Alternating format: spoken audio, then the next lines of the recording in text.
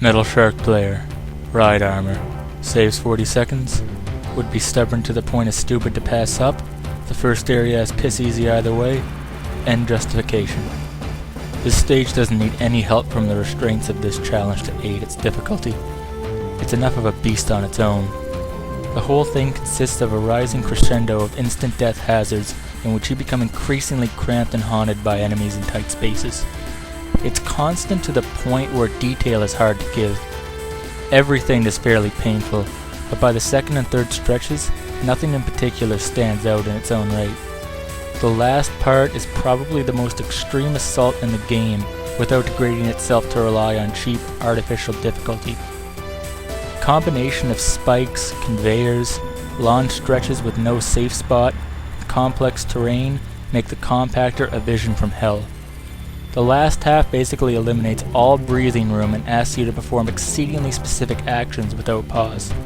The addition of Wolfgang's nightmare effect making much of the floor slippery just adds to the chaos, but it's better than having a bunch of done blocks eating up my time. The mini-boss is also fucking annoying. I don't even know why, he just is. And you know something? This stuff is great. This is my favorite stage in the entire game, and I've got a bit of a mouthful as to why.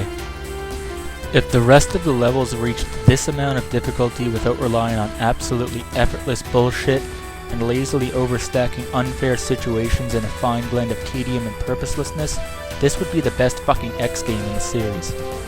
Now don't get me wrong, this stage has situations that reach the fine sense of lunacy we've all grown to know and expect from X6, but the key difference is it's well made. There's a lot of creative thought put into the hazards here. This is the sort of hard that made classic high-tier challenges like Contra on the NES so timeless. Near-death situations that demand perfection from the player, but a perfection that stems from practice, not memorization or exploiting. The key test to see if a game is displaying so-called real or fake difficulty is, could a person theoretically make it through a mission or a stage on their first try, assuming their reaction time and skill were good enough. No matter how damned unlikely, if the answer is yes, you've got yourself a keeper. The odd bout of fake difficulty or cheap traps isn't even that terrible. Mega Man 9 has these in an almost tongue-in-cheek style. X6, though, uses fake difficulty as an excuse to avoid the effort it takes to design a clever challenge. If you include it at all, the last thing this sort of gameplay should ever be is a crutch, and X6 uses it as goddamn life support. Now, I'm not trying to dictate a love affair to the bloody stage itself here. It's not some shining beacon of stage design to be held up to the best of gaming or some shit. I'm just saying that this is exactly the direction X6's designers should have taken if they wanted to make the hardest Mega Man game. I see something like this, or Blizzard Wolfgang stage, or even a lot of unique situations in the remaining stages, and I think, what would this game have come out like if the same time and effort were sunk into 100% of it? Instead, Capcom rushed to shit this thing out in an embarrassingly short amount of time.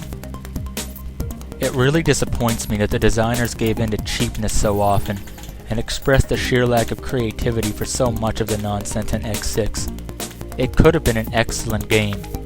You don't need to stack artificial difficulty to make a hard game. There's plenty of shit out there that routinely kicks my ass just as much as X6. The difference between this and those is the fact that they're rewarding to better yourself at because there's quality to their design. When you get massacred in a properly intense game, you don't feel cheated, you feel the need to improve. And it's evident in a lot of small moments that X6 could have been one of these games with more care. I suppose the only thing left is the boss himself. This guy is a fun fight.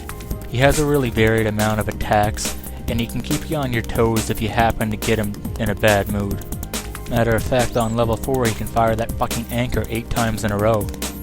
Good luck when he pulls that off. Next up is Ground Scarovich. Watch it if you want to see every small praise I just touted shit on completely.